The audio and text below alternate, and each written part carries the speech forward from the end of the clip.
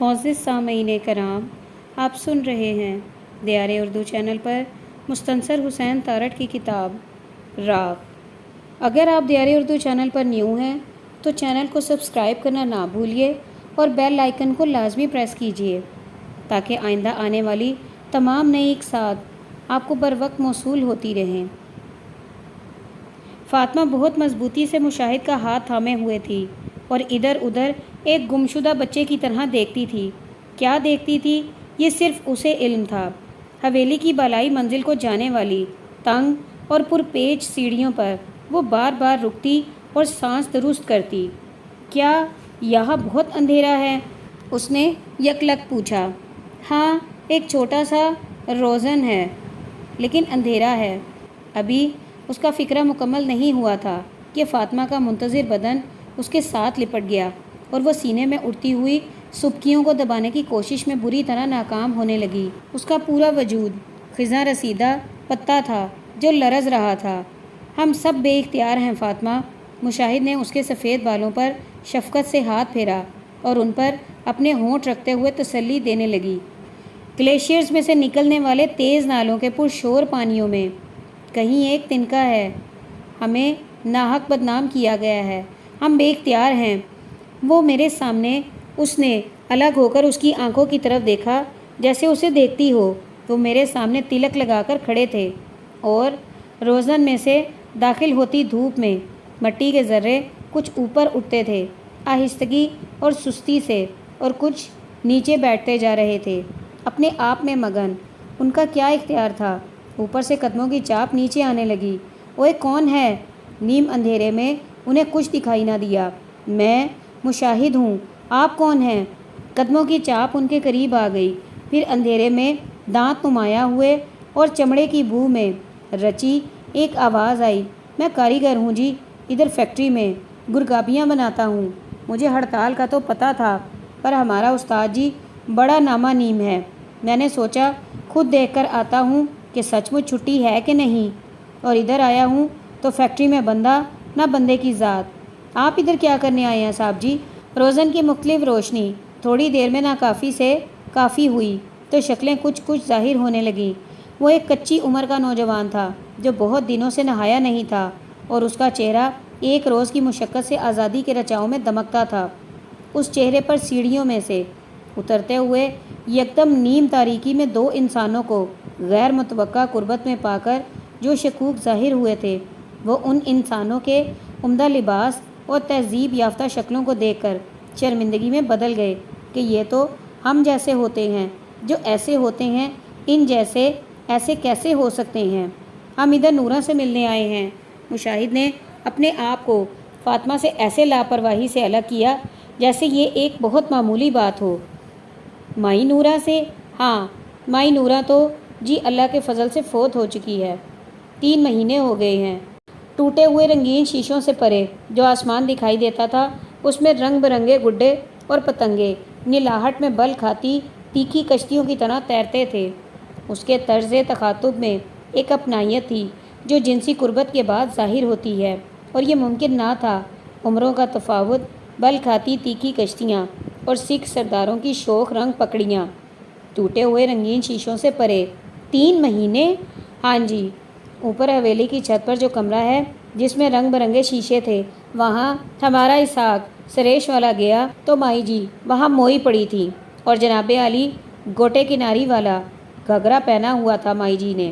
اس نے اب انہیں بیزاری سے دیکھا کیونکہ وہ نیچے جانا چاہتا تھا۔ یہاں اندھیرے میں کھڑے ہو کر مائی جی کے بارے میں مزید گفتگو نہیں کرنا چاہتا تھا۔ وہ دونوں اسے راستہ دینے کے لیے سرخ برادہ ہوتی چھوٹی اینٹوں کی گولائی کے ساتھ لگ کر کھڑے ہو گئے اور وہ اپنے بدبودار بدن کو ان سے بچاتا نیچے اتر گیا۔ مشاہد کے ہاتھ بھی گھونسلے سے گرے بوٹ کی طرح گرم اور پھڑ پھڑاتے ہوئے لرزتے تھے۔ ہمیں ناحق بدنام کیا گیا ہے۔ فاطمہ کی گرفت میں محبت کا وہی رچاؤ تھا جو دڑاڑ بنتا ہے۔ ہم پر تہمت لگائی گئی ہے۔ ہاں، مشاہد بمشکل بولا اور فاطمہ کے بدن سے لگ کر جو اس کا منتظر تھا بہت دیر تک اس کی محبت کے رچاؤ میں سکون سے اور خاموشی سے نورا کی موت کے شدید صدمے کو سہنے کی کوشش میں اپنے آپ کو نارمل زندگی کی جانب واپس لاتا رہا۔ تمہیں اس سے بھی لگاؤ تھا؟ وہ اس سے الگ ہوا اور اس کی آنکھوں میں جھانکا، جن کے بارے میں وہ اب بھی شک میں مبتلا تھا۔ وہ دیکھتی تھی اور ان میں ایک سیال زندگی تھی جو بہتی ہوئی اس کے رگ و پے میں سماتی تھی۔ محبت کی بھی عجیب مت ہے، لگاؤ کی، آشنائی کی عجیب دقیانوسی مت ہے کہ یہ صرف ایک شخص سے ہو سکتی ہے، صرف ایک شخص اور ایک شکل کے لیے۔ یہ تو ایک بیمار خیال ہے فاطمہ۔ انسان کے وجود اور احساسات کے جگسا پزل کے ہر ٹکڑے کے لیے بالکل ویسا ہی ٹکڑا درکار ہوتا ہے جو اس کی تسلی کر سکے، اس کے ساتھ جڑ سکے۔ اس کا لگاؤ جب تک بہت سارے ٹکڑوں کے ساتھ نہیں ہوگا وہ مکمل نہیں ہو سکتا، وہ ادھورا رہے گا۔ جو برگیتا ہے، جو سمیہ تھی، جو کرسٹین تھی اور جو تم ہو، وہ نورا نہیں تھی، اس لیے وہ جو تھی وہ تم نہیں ہو۔ اس نے اپنے باب کٹ کو بے چارگی میں جھٹکا اور وہ اپنے مرکز سے ہٹ کر پھر واپس آ گئے۔ میں تم سے اتفاق کرتی ہوں مشیل، جو تم ہو وہ بابو نہیں ہو سکتا۔ وہ نیچے آئے تو تنگ اور خالی بازاروں میں پرتشدد آنکھوں والے اور بہت دکھی لوگ چلتے تھے اور باتیں کرتے تھے۔ ہم کوئی بے غیرت ہیں جو ان کے مندروں کی حفاظت کرتے پھریں اور وہ بابری مسجد کو شہید کر دیں؟ کدالیں، بیلچے، جین مندر میں بچوں کا اسکول تھا لیکن مندر تھا، گردوارے اور مندر، ان میں کوئی فرق نہیں، اور ان کی آنکھوں سے آنسو بہتے تھے۔ جیپ تو بھاٹی دروازے کے باہر پارک کی ہوئی ہے، لیکن یہ بہتر ہوگا کہ ہم ادھر شالمی کی طرف سے نکلیں، میرے پرانے اسکول کی طرف سے۔ مجھے اپنا ہاتھ دو۔ فاطمہ نے جیسے کچھ بھی نہیں سنا تھا۔ وہ دونوں اپنی بابری مسجد اور اپنی نورا میں گم تھے اور کچھ بھی نہیں سن رہے تھے۔ وہ قدیم اینٹوں اور موت کے بوجھ تلے تھے اور گم تھے۔ رنگ محل مشن ہائی اسکول کی دیدہ زیب اور خوشنما فساد والی عمارت زوال میں تھی۔ خوانچہ فروش، برتن بیچنے والے، حلیم فروش، پھل فروٹ، نالے پراندے، سوڈا واٹر، یہ سب اس کے فساد پر پردہ ڈال رہے تھے۔ شالمی کا دو رویا بازار اور بدنما عمارتیں صرف آج خاموش اور ویران تھیں، ورنہ یہاں روزانہ ٹریفک اور کاروبار کی قیامت برپا رہتی ہے۔ شاید بائیں جانب وہ گلی تھی، ایک فلمی سیٹ کی طرح، جس میں بندو رام کی چتا ہوا میں سرسراتی تھی۔ شاید میں کہیں نہیں جا رہی، تم میرا ہاتھ اتنی سختی سے نہ تھامو، مجھے اذیت ہو رہی ہے، فاطمہ نے کہا۔ سوری۔ جہاں بندو رام سبزی کی چھری اپنی پشت پر سجائے بے جان جھکا ہوا تھا، وہیں نہ کوئی بندہ رہا اور نہ کوئی بندہ نواز۔ ایاز کی قبر تھی۔ تمہارے بہت ہی بے لگام خوابوں میں بھی ممکن نہیں ہو سکتا کہ اب جو تم اپنے دونوں جانب بلند اور بد شکل عمارتیں دیکھ رہی ہو، یا میں تمہیں بتا رہا ہوں کہ یہ عمارتیں یہاں ہیں، تو آج سے چلو ہم وقت کے پیمانوں میں نہیں اترتے۔ بہت زمانہ پہلے یہاں ایک سوختر آباد تھا، سب کچھ جل چکا تھا اور میں اس کے ٹیلوں پر راکھ کریدتا تھا۔ جستجو کیا تھی نہیں جانتا تھا۔ رنگ محل اسکولوں سے واپس آتا تو راکھ کریدتا تھا۔ تمہارے بہت ہی بے لگام خوابوں میں بھی یہ ممکن نہیں ہو سکتا۔ کیوں فاطمہ؟ میرا اور تمہارا جغرافیہ الگ ہے مشیل، اس لیے۔ اس کے جذباتی دھارے تھم گئے اور اس نے بے حد شرمندگی محسوس کی۔ فاطمہ کو کیا کہ یہاں وقت کے پیمانوں میں کیا تھا، اور اس وقت بھی اس کی جین کی ہپ پاکٹ میں اس کنگن کی گولائی ابھرتی تھی جو اسے راکھ کریدنے سے جستجو کیا ہے میں ملا تھا۔ اس کے باوجود تم کہو میں سن رہی ہوں، صرف یہ کہ ہوا میں مٹی کے ذرے ہیں، جیسے کچھ مسمار ہوا ہو۔ مشاہد نے ایک گہرا سانس بھرا۔ کچھ بھی نہیں۔ لاہور میں بھی آلودگی بڑھ گئی ہے اور کچھ بھی نہیں۔ میں بھاگ رہا تھا فاطمہ، اور میرا بستہ میری پشت پر برستا تھا اور مجھے اذیت دیتا تھا۔ میں بھاگتا تھا اور ہر سو ویرانی تھی اور مجھے کوئی لینے نہیں آیا تھا۔ فاطمہ نے اس کا ہاتھ دبا کر صرف اتنا کہا۔ مشاہد نے جان لیا کہ ان دونوں کا جغرافیہ واقعی مختلف ہے۔ اب وہ گھر جانا چاہتا تھا۔ کیا پتہ برگیتا وہاں ہو، وہ واپس آ چکی ہو۔ دونوں جانب سوختہ ٹیلے تھے، کھنڈر تھے، ان میں جا بجا تجوریوں کی آہنی کشتیاں تھیں جو مد و جزر کی وجہ سے کھنڈروں کی ریت میں پھنس چکی تھیں اور رواں نہیں ہو سکتی تھیں۔ میں راکھ کریدتا تھا اور سب کچھ جل چکا تھا۔ مشاہد نے اپنے آپ سے کہا کہ فاطمہ کا جغرافیہ اس سے مختلف تھا، لیکن اس کے باوجود وہ ہمدردی سے سنتی تھی اور وہ سنانا چاہتا تھا۔ اس پورے علاقے میں صرف 3 عمارتیں آگ سے بچی تھیں۔ بندو رام کی گلی کا چہرہ دوسری لال مسجد تھی، جس کی دیواروں کو چھوتے ہی شعلے بجھ گئے تھے، اور تیسری شالمی چوک کا سنہری کلش والا پرشکوہ مندر، جس کی طرف ہم جا رہے ہیں۔ ٹریفک نہ ہونے کے برابر تھی، لیکن ہجوم زیادہ ہونے لگا تھا۔ لوگ آ جا رہے تھے اور ان کے لہجوں میں اور چال میں ہیجان تھا۔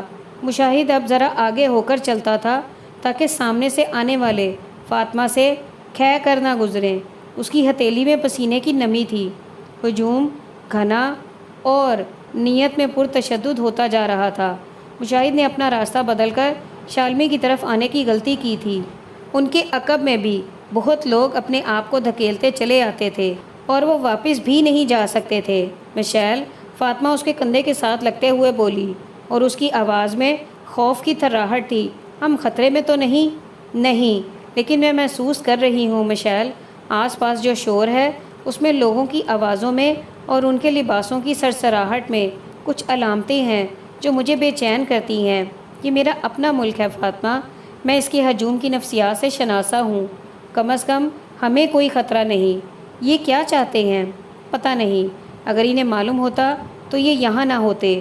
لوگوں کے سروں کے اوپر سے مشاہد کو شالمی چوک میں کچے برتنوں اور قبروں کے لیے سنگ مرمر کی جالیاں اور کتبے بنانے والوں کی دکانوں کے اوپر ایک غبار دکھائی دیا، ایک رکا ہوا گرد کا طوفان، ایک گرد آلود خاموشی کے ساتھ چوک پر معلق۔ مشاہد کا ماتھا پسینے سے بھیگتا گیا۔ چوک کو عبور کرنا ممکن نہ ہوگا، وہاں کچھ ہو رہا تھا، تیسری دنیا کا ایک معمول۔ آپ ایک نارمل زندگی بسر کرتے ہوئے گھر سے نکلتے ہیں اور کسی ایک چوک، کسی شاہراہ پر آنن فانن ویرانی آ جاتی ہے، یا ہجوم بڑھ جاتا ہے اور ٹائروں کے جلنے کی بو فضا میں ہے، اور آپ جان جاتے ہیں کہ وہاں کچھ ہو رہا ہے، اور آپ اپنی جان کی فکر کرتے ہیں اور متبادل راستہ تلاش کرنے لگتے ہیں۔ لیکن یہاں سے رنگ محل لوٹ جانا بھی ممکن نہ رہا تھا۔ انہیں بہت کم اپنے قدموں پر اختیار تھا۔ ہجوم انہیں اپنا ایک حصہ بنانے پر تلا ہوا تھا۔ ان کے قدم اس ہجوم کی اجتماعی مرضی کے تابع ہو چکے تھے، اور اسی لیے مشاہد بار بار فاطمہ کے پسینے سے بھیگتے ہوئے ہاتھ پر اپنی گرفت مضبوط تر کرنے کی صحیح کرتا تھا۔ وہ مشاہد کی پشت پر چپکی چلی آ رہی تھی، اور اس کے پیچھے جو لوگ تھے وہ اس کے وجود اور سمت سے بے خبر امڑے چلے آ رہے تھے۔ وہ جانتی تھی کہ مشاہد کے پاس اس صورتحال کے لیے تسلی کے لیے بہت کم لفظ ہوں گے، اسی لیے وہ اپنے بے پناہ خوف کا اظہار کرنے سے اپنے آپ کو روک رہی تھی۔ اس نے بے چینی میں اپنے لبوں کو بھینچا تو ان پر جمتی ہوئی گرد کی ایک ہلکی طے کا ذائقہ تالو کے نیچے تک گیا۔ ہجوم کی بے مہار بنبناہٹ اور شور سے الگ فاطمہ کے کانوں میں ایک مشینی گڑگڑاہٹ اتری۔ اس نے اپنی سمعی توجہ اس ایک نقطے پر مرکوز کی، جیسے صحرا کی رات میں مورچے کے اندر بیٹھے ہوئے ٹینکوں کی حرکت سنائی دے، خفیف بھی اور مہیب بھی، ایسے ایک مشینی گڑگڑاہٹ۔ ہجوم کی اجتماعی مرضی کے تابع وہ چوک کے قریب ہو گئے۔ نعرے جو پہلے شور کا ایک حصہ تھے اب ان کے آس پاس تھے، اور اسی لیے واضح ہو رہے تھے۔ کیا ہو رہا ہے مشعل؟ لاہور کارپوریشن کے 2 بلڈوزر شالمی چوک کے سنہری مندر کی بنیاد میں اپنے آہنی بلیڈ گھسائے اسے مسمار کر رہے تھے۔ درجنوں متاثرین کدالوں اور بیلچوں کی مدد سے ایک ناقابل گرفت جوش میں غرق مندر کی دیواروں کو ڈھانے کی کوشش کر رہے تھے۔ کچھ لوگ مندر کے سنہری کلش کی بلندی تک جا پہنچے تھے اور اسے توڑنے میں مصروف تھے۔ عمارت اور عقیدے پرانے ہوں تو ان کو ڈھانا آسان نہیں ہوتا، اس لیے پچھلے 2 گھنٹوں سے بلڈوزر اور کدالیں اس قدیم ساکھ سے نبرد آزما تھیں، اور بہت آہستہ آہستہ ایک ایک اینٹ مشکل سے الگ ہوتی تھی۔ ایک اینٹ الگ ہوتی تھی تو تھوڑی سی گرد اٹھتی تھی۔ کیا ہو رہا ہے مشعل؟ مشاہد نے بتایا۔ اس نے دونوں ہاتھ اس کی کمر کے گرد ڈال کر اپنے آپ کو اس کا ایک حصہ بنا لیا، اور یہ حصہ بری طرح کپکپا رہا تھا۔ جیسے ایک خوف زدہ بلیک بک کا بخار زدہ ماس ہو۔ مشیل، وہ اسے بے حد بلند آواز میں پکارتی تھی، اگر انہیں علم ہو جائے کہ وہ میرے بیٹے تھے۔ مشاہد یکلخت پلٹا۔ فاطمہ کی آنکھیں پانی سے بھری ہوئی تھیں اور سفید بال دھول سے اٹے ہوئے تھے۔ فاطمہ چپ رہو۔ نہیں، اگر یہ جان جائیں تو۔ Keep your mouth shut Fatima. Mushahid نے اس کے منہ پر ہاتھ رکھ دیا تو جیسے اس کی آنکھیں پانی کے پار بولنے لگیں۔ ایک خوفزدہ بلیک بک کی آنکھیں شالمی چوک میں سنہری کلش والے مندر کے ڈھہتے ہوئے ملبے میں سے اٹھنے والی گرد کے اندر بولنے لگیں اور اس کے بالوں کا رنگ راکھ ہو رہا تھا۔ مندر کی راکھ بے رنگ تھی۔ یکدم خاموشی ہو گئی۔ ہجوم جہاں تھا مندر کے کنکروں پر چڑھتا ہوا، کلش کو توڑتا ہوا، بنیادوں پر کدالیں چلاتا، نعرے لگاتا، یکدم سکوت میں آ گیا۔ کوئی شے زیر زمین سرکی۔ مشاہد کا ہاتھ جین کی جیب میں رکھے کنگن کی گولائی پر گیا۔ اس کی ہتھیلی پر وہ سخت ہوا اور پھر زیر زمین جو شے سرکی، اس کی ایک گہری اور بھید بری آواز سنائی دی جو ہجوم کے سکوت پر حاوی ہوئی اور شالمی چوک میں استادہ سنہری مندر سر کے بل گرد بھرے آسمان میں سے جھکتا نیچے آنے لگا۔ بلند قامت درختوں کے کسی قدیم آبائی جنگل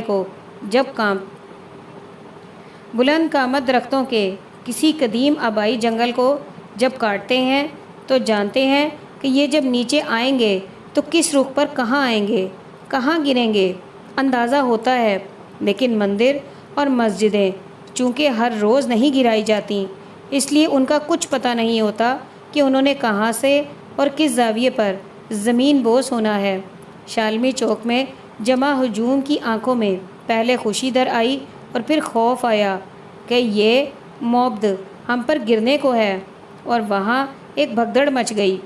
ہجوم کی ایک بے قابو لہر میں اتنا زور تھا کہ اس نے فاطمہ کو الگ کر کے کچے برتنوں کی دکان کے قریب کچے گھڑوں پر گرا دیا، اور مشاہد نے پیچھے مڑ کر دیکھا تو وہاں بلیک بک موجود نہ تھا، اور جب اس نے پیچھے مڑنے کے بعد پھر اپنے سامنے دیکھا تو اس کے عین اوپر سنہری کلش نیچے آ رہا تھا اور اس کے عقب میں سورج تھا، اور اسی لیے اس کی تکونی عمارت اسے آہستہ آہستہ اپنے اوپر آتی دکھائی دے رہی تھی۔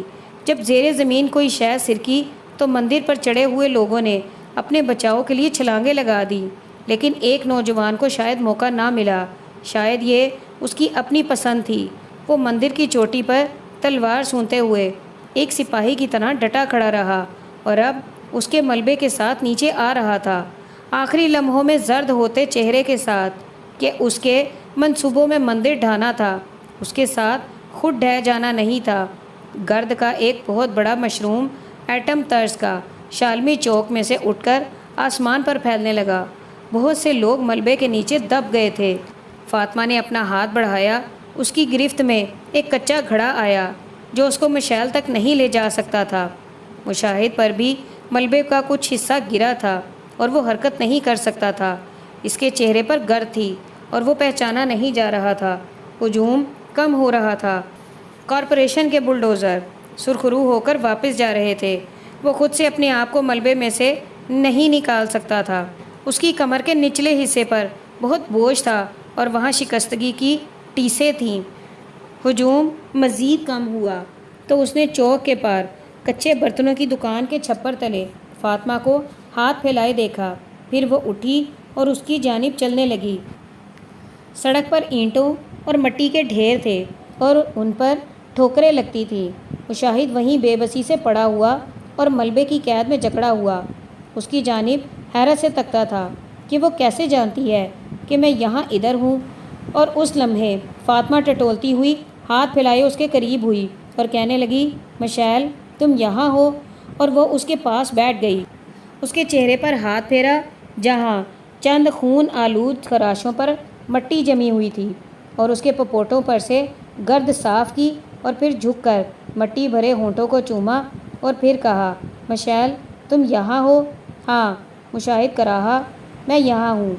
چند لوگ چند لمحوں کے لیے ایک نا آشنا چہرے کے لیے جو کہ فاطمہ کا تھا کھڑے ہوئے اور پھر چلے گئے۔ مجھ سے باتیں کرو مشعل، ایمبولینس والے آ رہے ہیں۔ بی بی فکر نہ کرو، کسی نے کہا۔ فاطمہ نے سنا نہیں۔ مشاہد کے اوپر ایک گرد بھرا آسمان تھا۔ اور ایک ایک ذرہ دھیرے دھیرے جیسے لال حویلی کی سیڑھیوں کے روزن میں سے آنے والی دھوپ میں ایک ایک ذرہ آہستگی سے نیچے آتا تھا، ایسے مشاہد کے چہرے پر آتا تھا، اور جہاں ملبہ اس پر بوجھ ہو رہا تھا وہاں ریزہ ریزہ ٹیسیں تھیں۔ مشعل مجھ سے باتیں کرو۔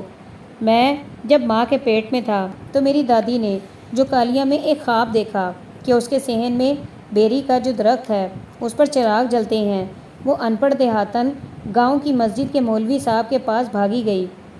فاطمہ بی بی، انہوں نے کہا تمہارے گھر پوتا ہوگا، تمہارے اکلوتے بیٹے کے گھر ایک بیٹا ہوگا، چراغوں کی طرح تمہارے خاندان کو اور تمہارے گھر کو روشن کرے گا۔ تم آج شام انگلینڈ نہیں جا سکتی، اب نشست کنفرم کروانے کے لیے وقت نہیں رہا، بھول جاؤ۔ فاطمہ مسکرائی اور پھر اس کے چہرے پر جھکی۔ آس پاس بہت کم لوگ تھے اور وہ بھی ان کی جانب دیکھتے نہیں تھے۔ پھر کیا ہوا؟ میں پیدا ہوا تو پہلے گاؤں کے کمہار آئے وداعی دینے، اور وہ کچے گھڑے لے کر آئے۔ ہم چناب کے کناروں پر رہنے والے ہیں اور کچے گھڑے ہمیں پار اتارتے ہیں۔ مشاہد ذرا ہنسا اور اس میں اذیت تھی اور اس کے چہرے پر گرد کے نیچے سے زردی امٹتی تھی۔ ابھی تم جب ادھر سے آئی ہو تو کچے گھڑے نے تمہیں راستہ دکھایا تھا۔ ہاں ہاں، پھر کیا ہوا؟ کمہار آئے تو میرے دادا نے غربت کے باوجود انہیں بہت کچھ دیا۔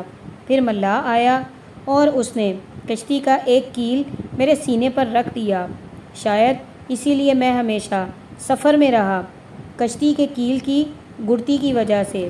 اسے ملاح کو بھی میرے دادا نے اپنے پڑولے کی آدھی گندم نکال کر دے دی۔ پھر ترخان آئے میرے لیے ایک طوطا لے کر، ایک رانگلا ڈیڑا جس کا سہارا لے کر بچے چلتے ہیں، اسے گاؤں میں طوطا کہتے ہیں۔ پھر لوہار آیا، اس نے ہل کا ایک پھل میرے پنگوڑے کے ساتھ رکھا اور میرے دادا سے لاگ وصول کیا۔ اور میراثی بھی آئے جنہوں نے ہمارے کچے کوٹھے کی چھت پر چڑھ کر بین بجائی کہ چودھری اللہ بخش کے ہاں پوتا ہوا ہے۔ اور آخر میں دروگر آئے، انہوں نے بیری کے نیچے کھڑے ہو کر گولے چھوڑنے تک آس پاس کے دیہات تک ان کی آواز جائے اور لوگ جان جائیں کہ چودھری اللہ بخش کے ہاں۔ مشاہد کے چہرے پر مردنی کی زردی چھانے لگی۔ فاطمہ دیکھ نہیں سکتی تھی لیکن جان سکتی تھی۔ اس نے چاروں طرف نگاہ کی۔ ایمبولینس آ رہی ہے، کسی نے کہا۔ مشعل، مجھ سے باتیں کرو۔ اس نے پھر کہا تمہیں نبینا ہونے کے باوجود یہ کیسے معلوم ہو جاتا تھا، کیسے نظر آ جاتا تھا کہ بیٹے جو تمہارے سامنے کھڑے ہیں تلک لگا کر کھڑے ہیں اور بابری مسجد کو ڈھانے جا رہے ہیں، کیسے نظر آ جاتا تھا؟ اگر تمہیں صحرا میں استادہ اپنے دادا کے خیمے سے کوئی بھی مناسبت، کوئی لگاؤ ہو اور تمہارے اپنے بیٹے ماتھے پر تلک لگا کر سامنے کھڑے ہو جائیں تو نظر آ جاتا ہے۔ مشعل، میری جیب میں ایک کنگن ہے جو میں نے سوختر آباد کے ملبے میں سے کریدا تھا، یہ تمہارے لیے ہے۔ وہ درد کی آخری حد تک پہنچ کر کسمسایا۔ پلیز زیادہ حرکت نہ کرو، ایمبولینس آ رہی ہے۔ تارکول کی سڑک پر اس کی سخت سطح پر مشاہد کا چہرہ بے آرام اذیت میں تھا اور اس پر اتنی دھول تھی کہ وہ پہچانا نہیں جا رہا تھا۔ اس پر جھکی فاطمہ کے سفید بال اس کی اذیت کو کم کرتے تھے، اور پھر اس کی ناک کے عین سامنے آنکھوں کے برابر میں تارکول کی سڑک پر گرد آلود اور ملبے سے اٹی سڑک پر ایک سفید شگوفہ گرا۔ وہ جانتا تھا کہ یہ گرے گا، ایک سلیٹی منظر سے الگ ہو کر۔ وہ یہاں بھی شالمی چوک میں بھی گرے گا۔ فاطمہ نے مکمل بے یقینی سے اسے دیکھا، اپنی بے نور آنکھوں سے اسے دیکھا، اٹھایا اور ناک کے ساتھ لگایا۔ یہ کیا ہے مشعل؟ یہ ہم ہیں فاطمہ، وہ درد سے کراہا، یہ ہم ہیں۔